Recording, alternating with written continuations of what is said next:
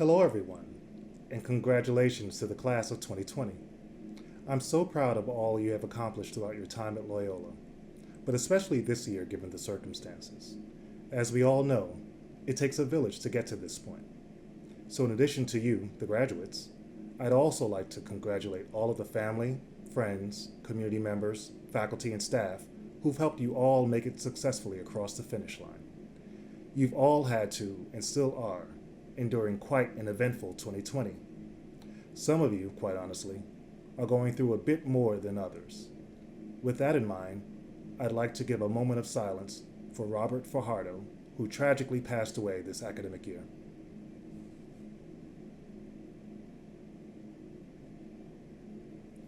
Our thoughts and prayers are with his family at this time. When I accepted the opportunity to become your dean, I played this very moment over and over in my head.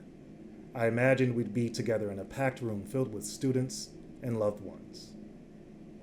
I thought about how momentous an occasion it would be for all of us, myself included, as I'd be marking the end of my first full year as your dean.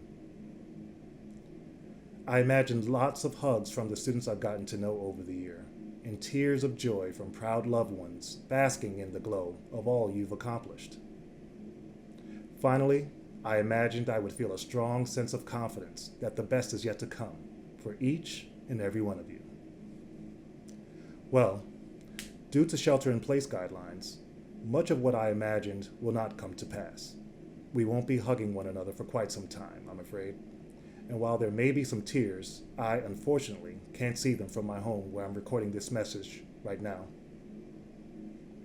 There is, however, one thing that I was spot on about.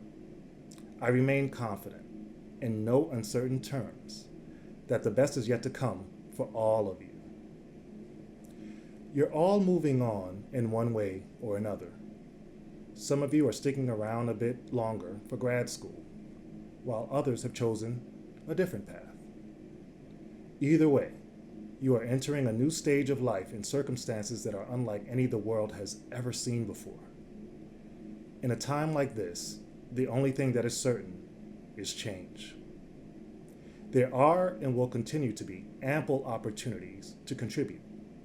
Some of you may decide to fight COVID by going back to school for an advanced degree in the sciences or doing your part to flatten the curve. Others may decide to attack the other pandemic, systemic racism, by pursuing a degree in public policy or participating in peaceful protests in your local community.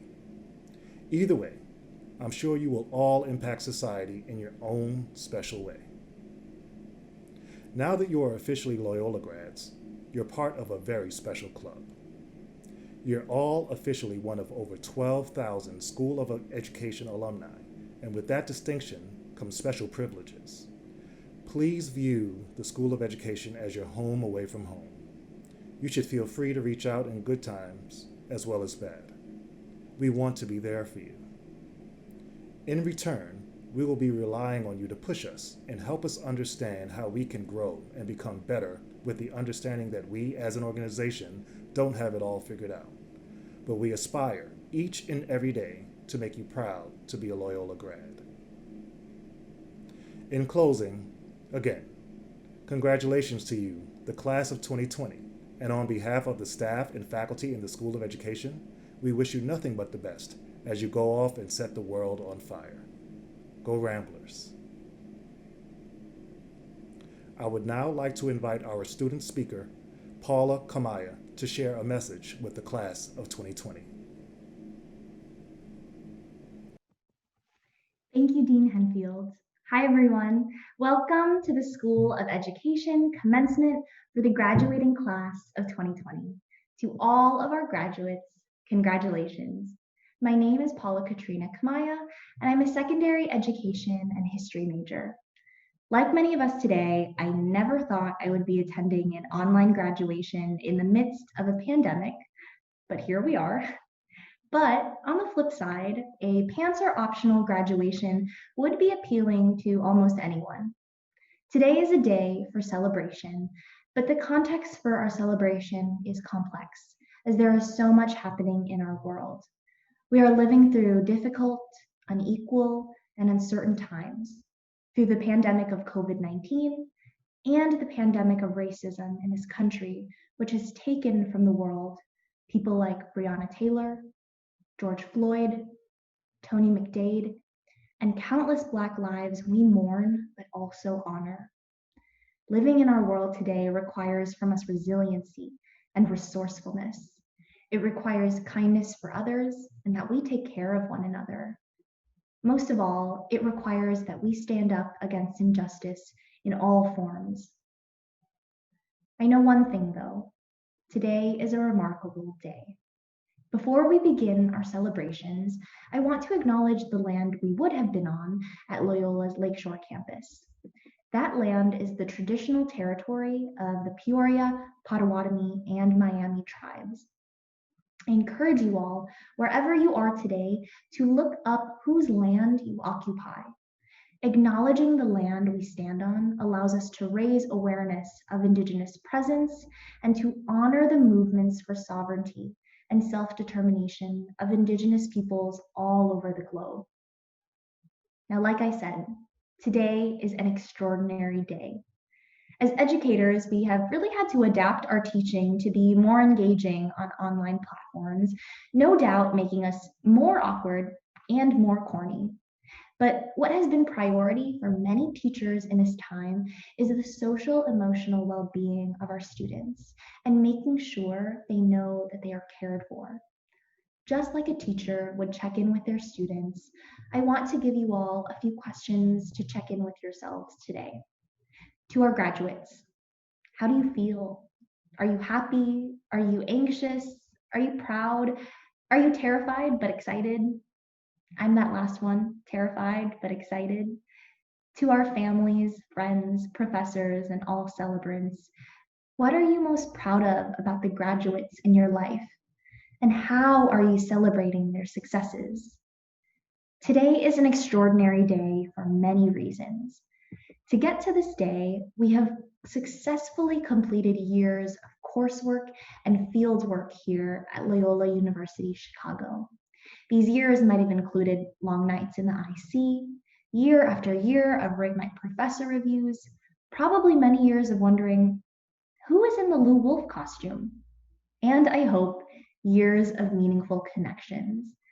We have trekked to schools before the sun has risen, seeing the lovely faces of our students and cooperating teachers at schools like Senn, Boone, Bateman, Sullivan, Kilmer, Taft, and a host of other schools who gave us invaluable learning opportunities.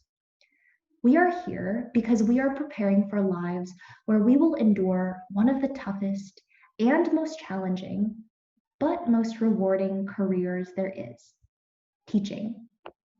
Someone once asked me, what is it like teaching?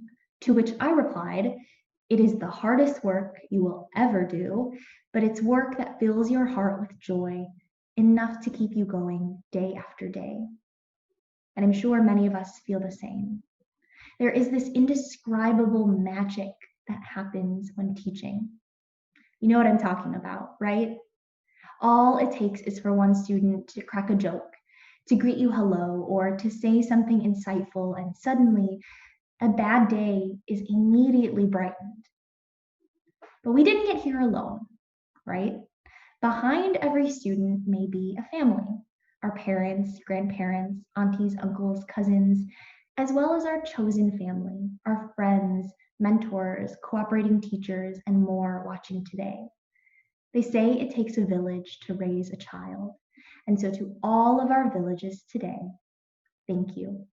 Today is for you too. I want to share with you all a few stories about the power of education and the important lessons taken from these stories. The first is that a school is more than a school. In 2018, the National Teachers Academy, or NTA, a level 1+ elementary school, which serves a predominantly Black student population on the near South Side, was slated to close. The plan was to convert NTA into a high school. And in reaction, the NTA community chose to fight for their school to remain open. They revoked the narrative that there weren't enough resources for all communities and refuted the belief that any school closing is justified. That summer, parents of NTA sued Chicago Public Schools and won their case, leaving NTA to remain open as an elementary school. The fight to save NTA shows us that a school is a community resource. It shows us what can happen when students, parents, and community members come together. Schools provide everything from safety, food, healthcare, education, community, opportunities, and more. As writer and former teacher Eve Ewing said, a school is more than a school. A school is the site of a history. A school is a safe place to be. A school is where you find family. A school is a home. The second story I want to share may teach us why it is important to fight for those who will come after us. Many of us completed teaching amidst an 11-day teacher strike, the second longest in the city's history. On the Friday after the strike ended, one of our students came into class and said, I'm glad you all fought for us to get those things. I know it's probably going to take 3 years, so I'll be gone when we have a full-time nurse in this school, but at least the kids who will come after me will have one, and that's all that matters. The last story I want to share highlights how sometimes the most impactful thing we can do as teachers is to remind our students that we have their backs. When I was 17 years old, I received DACA, Deferred Action for Childhood Arrivals. I was a high schooler who was confused about her newfound identities and anxious if I even had a future. And when I confided in the educators in my life, instead of saying, I don't understand how you feel, they, to quote Loyola's Dr. Aurora Chang, walked the path alongside me. They told me, you have a powerful story to tell, and we are going to do everything in our power to make sure you have the resources to succeed. Fast forward to fall 2019. I'm in my last year of college, student teaching, and one day, unexpectedly, a student disclosed their status to me as a fellow DACA recipient. And in that moment, I was transported back 4 years. It felt surreal. And I told the student the same thing my teachers had told me. We are going to do everything in our power to make sure you succeed. I bet many of us here would struggle to recall the starting date of World War I or something small that we learned in school. Actually, I'm sure the history majors do, but I bet that every one of us can name or picture the teacher who made us feel like we mattered and who made a difference in our lives. We are entering a profession that is not a level playing field for most of our students, and yet we are expected to push them to succeed. We are expected to keep our expectations high while systems have already failed so many of our young people. This pandemic has shown us that segregation and inequality have shaped students' outcomes, not just in remote learning, but in the classroom as well. Now, I don't say this to depress everyone. This is reality, and we must work now more than ever, in conjunction with students and communities to ensure that education is truly equitable. There is hope. There is always hope if we are willing to do the hard work, to be resilient, to walk the path alongside our students, and to do right by them. Now is the time to have a radical imagination and ask ourselves, what does education that supports and celebrates all students look like? What can our schools truly be? In 4 years, I've witnessed resilience, perseverance, and hope in all forms.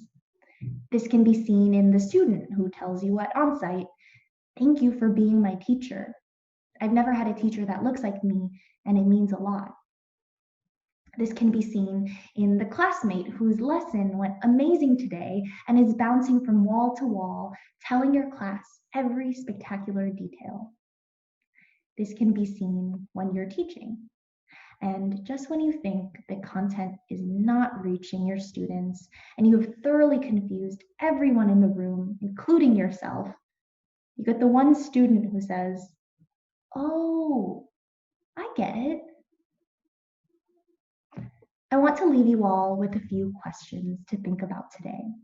The first is, are we practicing justice in everything that we do? Instead of perpetuating punishment, racism, and deficit-based thinking in our classrooms, how are we promoting restorative justice and love for our students? 2, are we shaping thinkers of all ages to be critical and reflective agents of change? That is to say, are we creating learning opportunities for our students to see themselves in curriculum, to understand what is happening in their world and communities, and to take action? Our students will be the same people who will one day be tasked to make our world a more just, more equitable, and more sustainable one. 3, are we advocating for and uplifting our most vulnerable students? Are we celebrating the strengths of our students of color, of our Black students, our undocumented students, our low-income students, our students with disabilities, and English language learners? And finally, are we giving ourselves grace? We will make mistakes, we will fail, and we will have to ask for help, and that is okay. Teachers are the hardest workers, so it is imperative that we be kind and we forgive ourselves along the way. Leaving these words with everyone today, I want to again say congratulations to all of our graduates. We did it. We should be so proud. We must, as teachers, push boundaries in the classroom. We must be educators for justice and for abolition. We must, together, go above and beyond all expectations. We must be brave, bold, and unapologetic. We have everything we need to succeed. So let us set the world on fire, one classroom at a time. Thank you. I would now like to invite our keynote speaker, J. Drew Lanham, to share a message with the class of 2020. Welcome, Loyola School of Education class of 2020 to the revolution. And yes, my friends, it is being televised this time. Beyond your hard-earned degrees, the days, months, and years of personal and familial sacrifice to earn this esteemed reward, I'd like for you to forget for a moment the parchment about to be conferred upon you. For a moment, to set aside the virtual pomp and circumstance we share today, I want you for a few moments, from wherever you're participating in this ceremony, to cast your caps and gowns off, to roll your sleeves up and prepare for some very hard and dirty work ahead. I want you to hold your smiles and pride in abeyance for just a bit as we consider the times. I want you to hold off on your well-deserved socially distant celebrations for just a few more moments as we think hard on virulence, on civil disobedience and peaceful protest. I want you for a moment to hold your breaths. Because if you're of a certain skin tone in this country, the next one is not guaranteed beyond 8 minutes and 46 seconds. If you will, for just a moment, think about why you truly took this course of action to begin again, to take on this journey into a world of worry and hurting. I want you to task yourselves with dissatisfaction of the status quo. I would ask that you take a seriously long look in your mirrors to understand your privileges. Then boldly leverage that privilege into action to make the world better behind you leaving Loyola than you found coming to Loyola. Yes, this is your commencement, the start of lives beyond higher education, beyond training, and hopefully into a new era of enlightenment, of illumination and activism that will take you beyond theory and books to a life in practice. And so I'd like to talk to you for just a moment about life as practice. My professional practice as a cultural and conservation ornithologist and creative writer leads me to tell the stories of how we can do better by birds and how birds can lead us to better understandings of ourselves. My practice is one of conveying how convergences bring worlds into colliding as we proclaim that Black lives matter. We must fully acknowledge the past, present, and future significance of that immutable fact. But then we must all expand our beings beyond whatever skins we're in to become nurturers of this earth, to become stewards and caretakers of this one precious earth, understanding that in any work we do beyond degrees conferred to us, that ultimately we, all of us, have this life to live, to unite, to be better in ways that my generation failed, to cool things down that we've heated up, to quell the fears, to dam the rising floods. I practice by thinking about birds. I write about birds. But why do such a thing matter in turbulent times?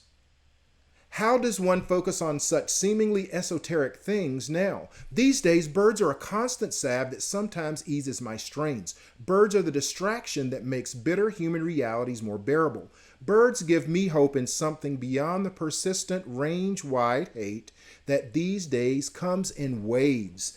It's hard to convey the damage and deep-wearing impact that day after day of pestilence, profiling, political malpractice, and persecution has on mindset and body being.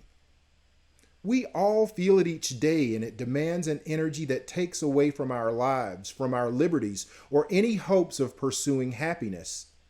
More for some of us than others. So why do I write about birds? It's because I seek the solace of nature and birds to keep me sane and safe within my own inner sanctum of wildness. I crave birds like water, or long for them as a lover would the other half. In those times when I cannot bear first-hand witness to inhumane human realities and the avian realities are unreachable, writing must suffice. When I can bring identification from field guide to feeling guide and into another's consciousness to conserve, I've done my job.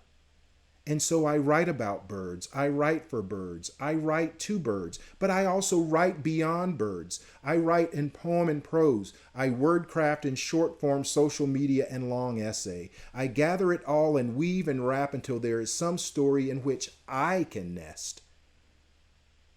The difficulty in watching is the ever-degrading context that makes the joy seem insular. We are these days grieving loss and losing ground in the morning. We watch all of it from islands of quarantine surrounded by a world that seems ever to be falling down in pieces around us. But birds are an escape to a reality boiled down to beautiful simplicity. Whether pigeon flying through urban concrete canyon or peregrine falcon stooping on Arctic wilderness slope, the imperative to thrive does not change for them. It shouldn't for us. But just as I write to that simple beauty, I must also wind the daily toxic streams of news that pass through my mental binocular view. I must write to the violence of racial injustices and hashtagged movements. It is the socio-politically fragmented and climate-inflamed Anthropocene landscape over which we are all migrating and so cannot be ignored. To write about birds and not write about their struggles would be akin to writing about my people as if enslavement and Jim Crow and police brutality and mass incarceration never existed. I'm hoping we've learned better in the past few weeks. And so I write for birds. I write to the birds. I write beyond the birds. Because the birds won't profile or persecute or imprison me. Birds won't call me out of my name or build prisons for my sons on prospects driven by third-grade test scores. Birds won't deny me clean drinking water or spew flumes of dirty air into my neighborhoods or flood my neighborhoods with fast food and liquor instead of good, whole, affordable nutrition. Birds won't widen disparities of health, wealth, and well-being that cause my life and other Black lives to be shortened, less joyful, and ultimately matter less to the majority. Birds won't redline or gerrymander me into politically powerless corners. Birds won't burn crosses in the night or fly Confederate battle flags claiming heritage, not hate. Birds won't steal my last breath kneeling on my throat or shoot me in the back, claiming self-defense. And so I will write about, for, and to birds because they are my last best hope for deities here on earth. Beyond the fated disappointment of humans who will fail, birds do not. I ask nothing of them and they give it their all. The only possible way for birds to fail me is if they cease to be. And for that reason, I must work to make sure that such a thing does not happen. Conservation becomes my practice. And so I will watch and revere and write. I will love birds and all they bring to my life. And so I ask you, Loyola class of 2020, what will your practices be? What purposes written beyond the new letters attached to your name will your degrees yield? I ask you now for a moment to imagine yourselves as birds. I ask you for the moment to take on feathers and wings, that your voices cease speaking and become songs and calls. It is time now for you to journey forward beyond this hatching, beyond this safe nest. And so here you are, poised on the edges of a great migration outward into a world of storms. Yes, you face headwinds of hate and bigotry and bias. Stretched before you is a yawning gulf of environmental law and policy rolled back, such that the distant shores where you might land are further away for your flocks than they have ever been. The water is less clean, the air less breathable, the soil is poisoned and won't grow crops. The wild things find fewer places to dwell and many slide towards a forever imperiled end. Yet, here you are, restless and eager though unknowing what the journey across that great gulf of challenge will hold. Like some migratory bird, Zuganruh, that wing-flicking, chirping restlessness that rules the migratory being, rules your very lives, and you can't resist the urge to take off, to leave the certainty and safety of what has been, to fly off into what might be. The tailwind of a better future blows warmly at your backs. Can you feel it gently ruffling the feathers on your neck? A gust of sudden possibility comes and lifts you from the ground. You flap your wings once, twice, now thousands of times. You look beyond yourself and see before you a dark night. But there are stars above to guide you, those that have come before, the mentors, the teachers, the advisors, and professors, from preschool to postgraduate consideration. They wink on in the ink-black night sky over your head and show you the way. You will fly on. Yes, it's tiring now. Exhaustion buffets you, but there is no place to land below.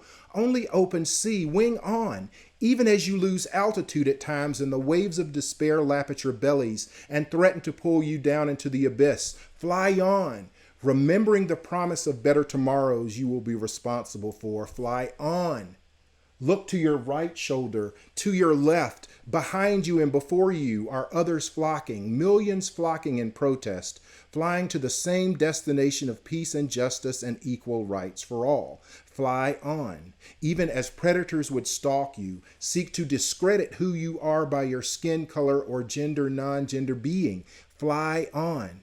Fly on, my friends, to greater and to a purpose that bends toward equality, towards justice, towards a world that sees nature and learning as necessity, towards a nation that understands the critical importance of clean air, clean water, clean soil, nimble minds as inalienable rights and as critical as life, liberty, and the pursuit of any ethical choices we could ever make.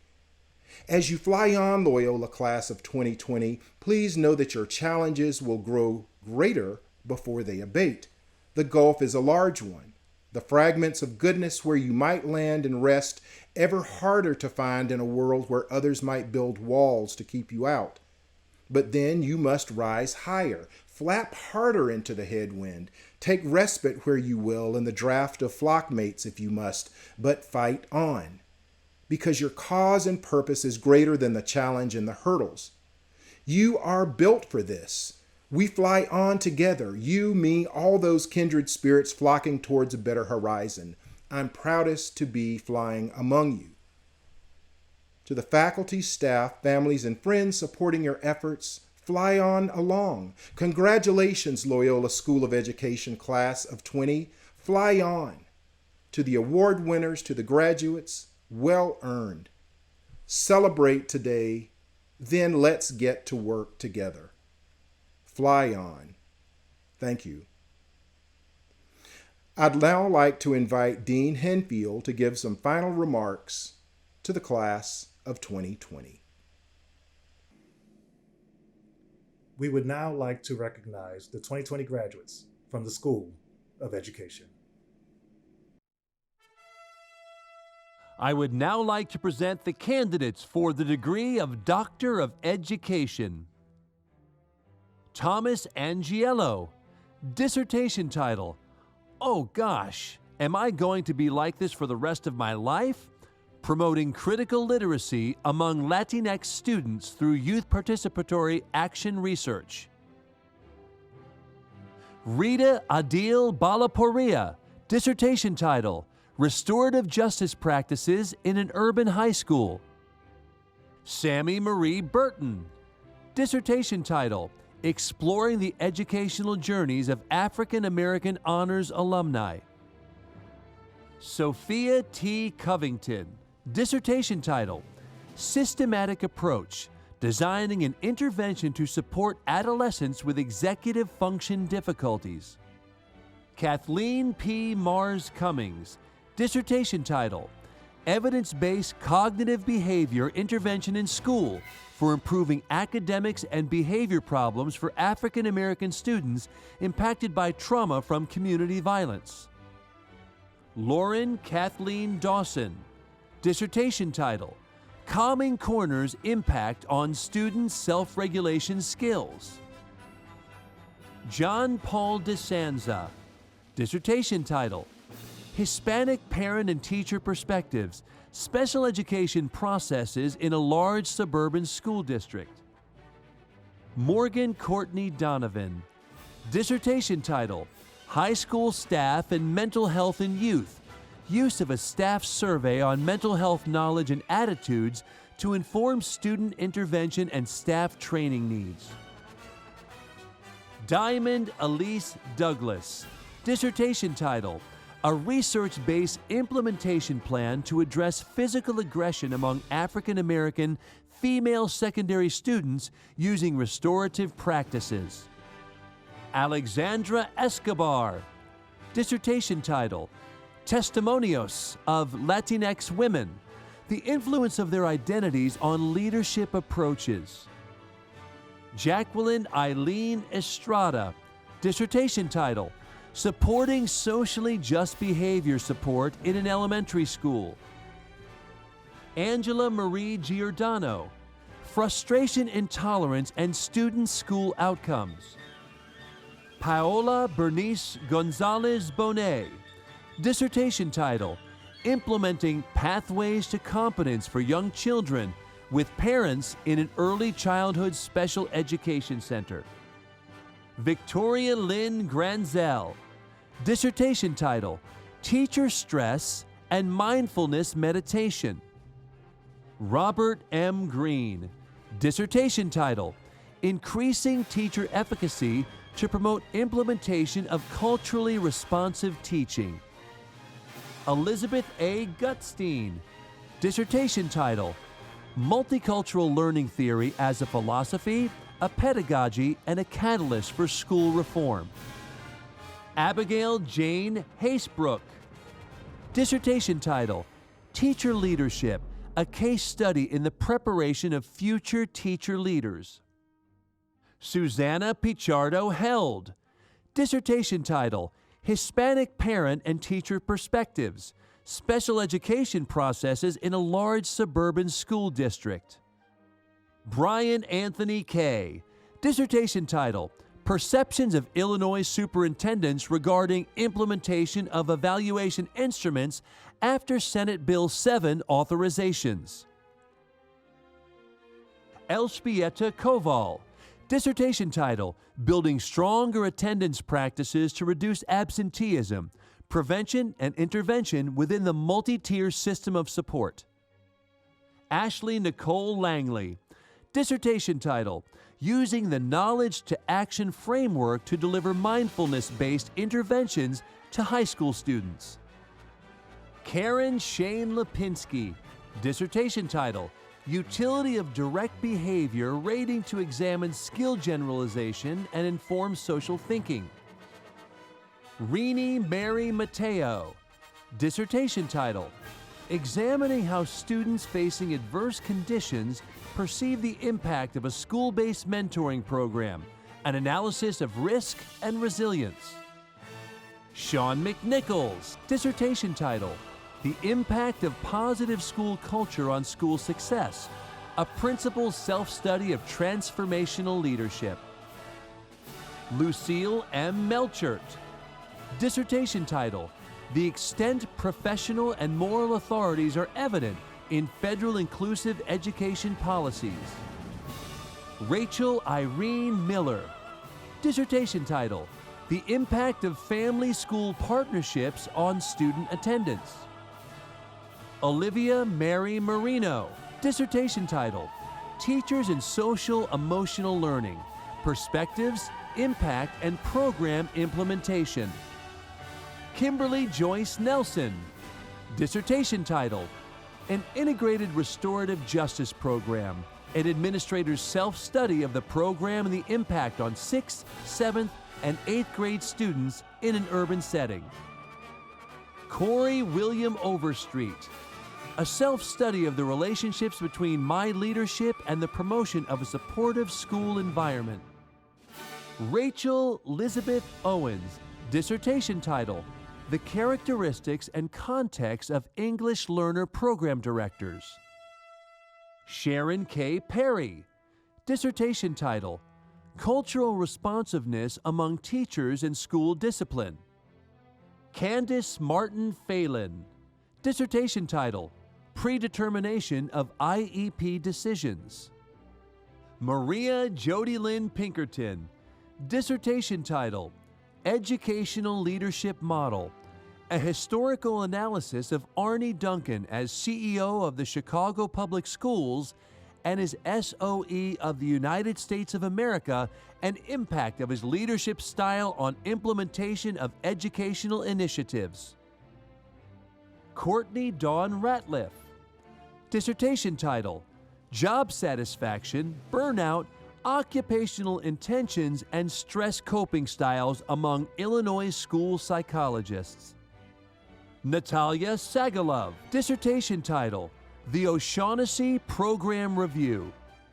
Abigail Henning Salet, dissertation title, An Exploration of the Implementation of the Case Management Model for Special Education Service Delivery.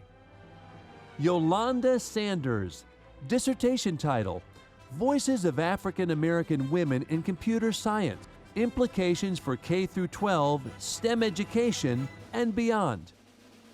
Mary Elizabeth Slykiss, dissertation title, School Psychologist's Guide to Understanding Street Gangs, a plan to raise awareness and counteract the effects gangs have on student lives. Chantel N. Smith, dissertation title, My Impact as a District-Level Administrator on a School's Professional Learning Community to Close the Achievement Gap. Jordan A. Stayskull, dissertation title, Tier 2 Behavior Interventions in Middle Schools. Natsuki Tanabe Piazza, dissertation title, Using Classroom Dialogue to Increase Middle School English Learners' Academic Language Proficiency. Jennifer Lynn Terrell, dissertation title, Best Leadership Practices and Actions for Leading a Transition in Curriculum Framework in Secondary Schools. Amanda Denise Vanderwall, dissertation title, an assessment of the efficacy and outcomes of early literacy skills following the implementation of an oral language program. Robin J. Vanoy, dissertation title, Reducing Racial Disproportionality in Exclusionary Discipline for Students of Color. Jessica Walling, dissertation title, Child Find Initiative at the Preschool Level, Community-Based and Parent Workshops. Tyrone D. Wheeler, dissertation title, Bridging the Gap, Exploring Transition Supports for Students with Emotional and Behavioral Disabilities. I would now like to present the candidates for the degree of Education Specialist. Hannah Victoria Warland Benzo.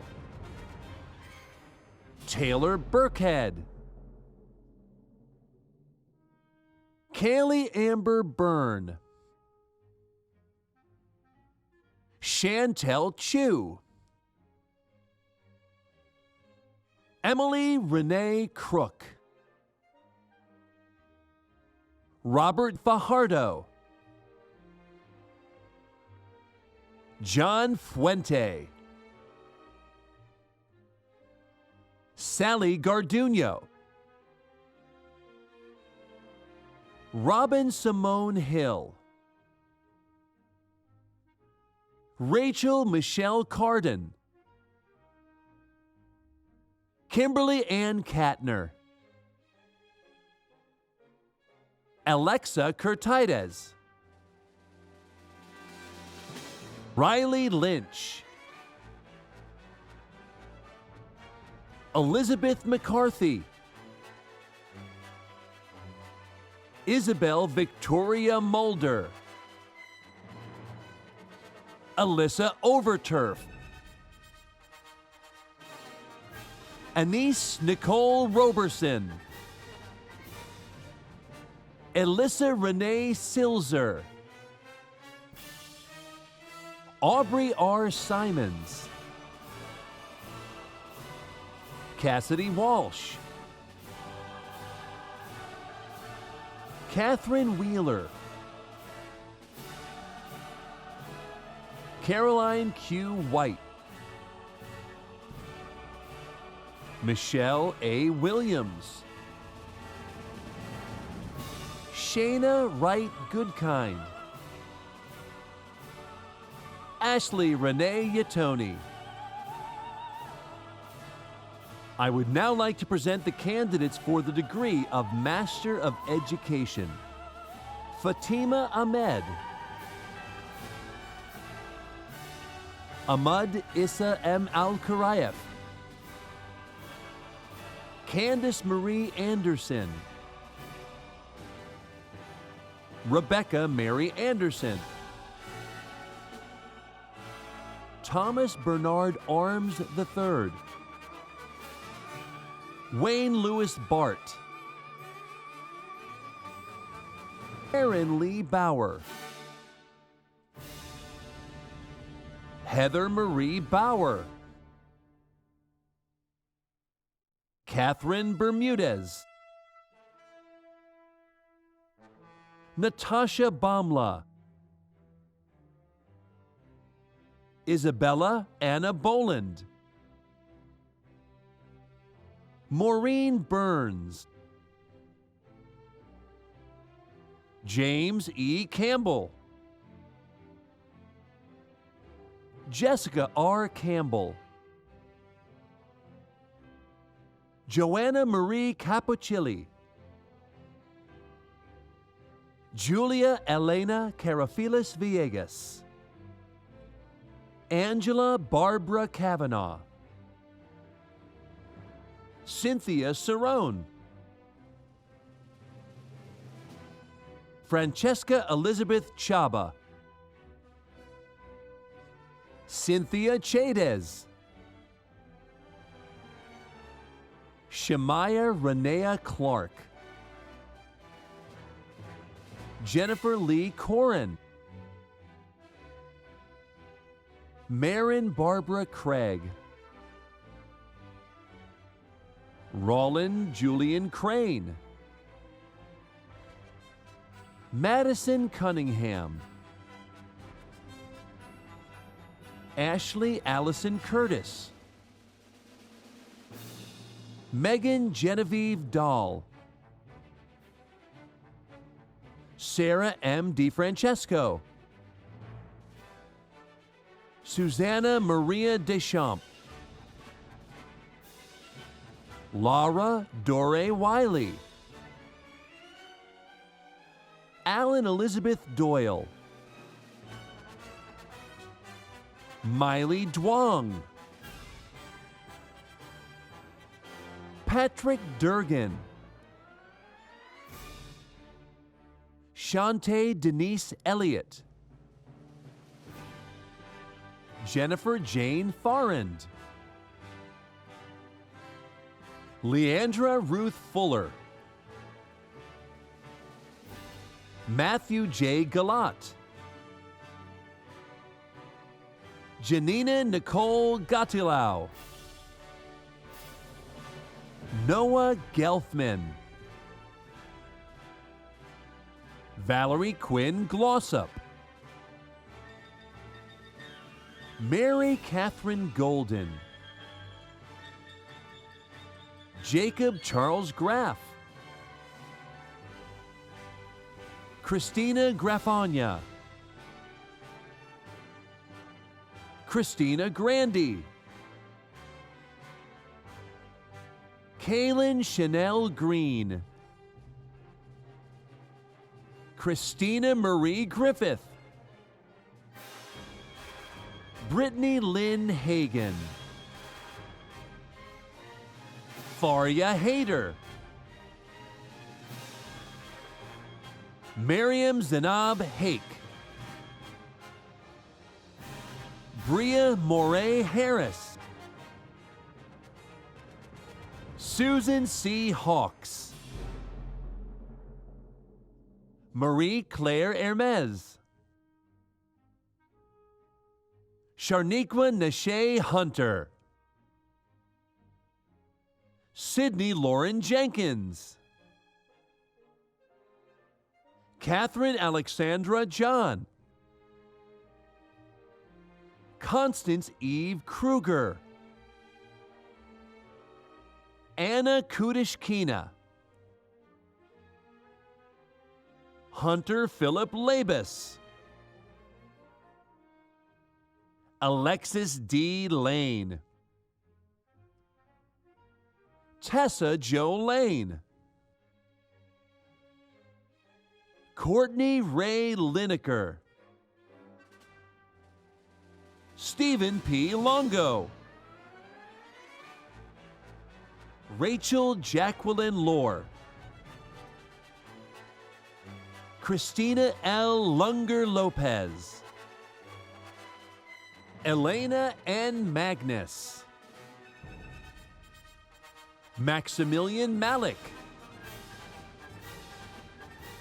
Jeremiah Ethan Martin, Nancy Martinez, Caroline Judith Mastandona,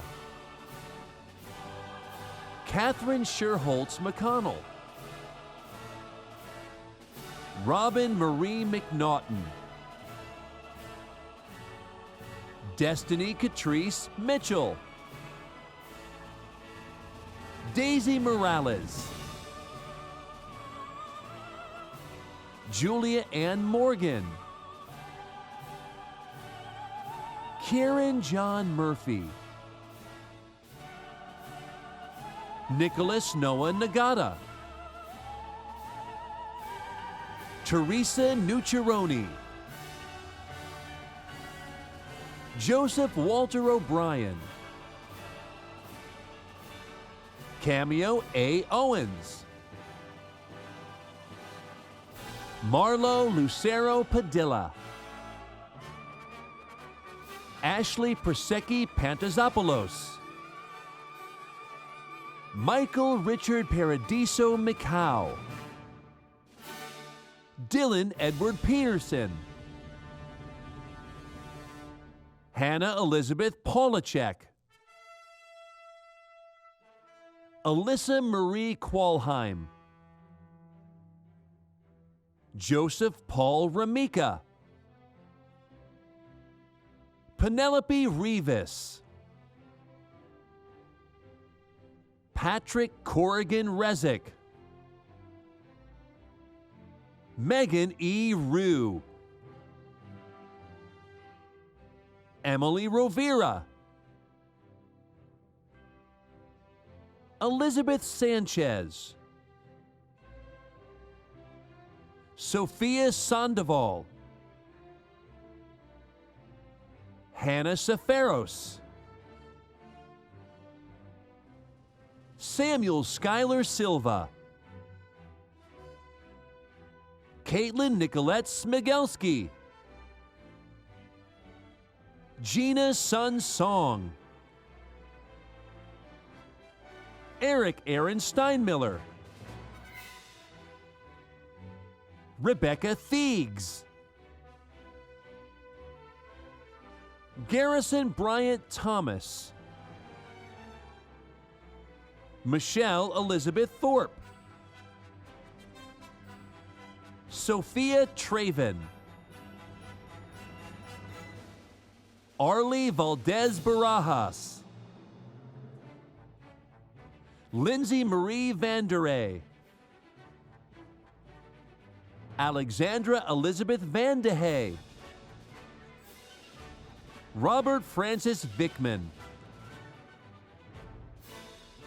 Javier Villanueva, Marisol Villaseñor,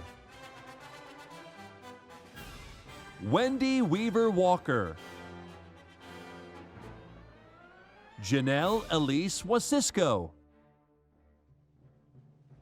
Brandon Westerman, Matthew S. Williams, Taylor A. Williamson, Sarah Elizabeth Wohler, Susanna Yepez, Melissa Suzanne Zabraszczek.